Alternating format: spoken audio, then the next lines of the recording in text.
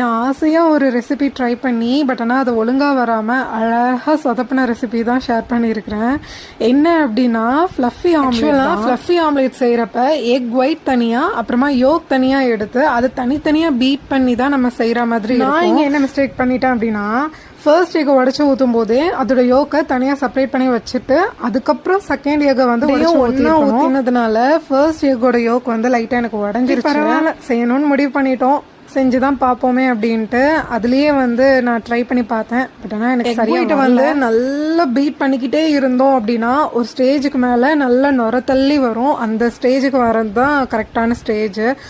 ஆனால் என்னெல்லாமோ பண்ணி பார்த்தேன், வரவே இல்லை. சரி மிக்சிலையாவது அடித்து பார்க்கலான்னு அதையும் ட்ரை பண்ணேன், அப்போவும் எனக்கு சரியாக வரல. எல்லாம் செஞ்சு முடிச்ச பிறகு என் ஹஸ்பண்ட் வந்து கேட்குறாங்க, என்னடி ஆம்லேட் செய்கிறதுக்காக இவ்வளோ நேரம் கிச்சனில் உருட்டிட்டு இருந்த அப்படின்னு கேட்குறாங்க. இதுக்கு நம்ம பேசாமல் மூடிட்டு வழக்கமாக செய்கிற ஆம்லேட்டே செஞ்சுருக்கலாம் போல.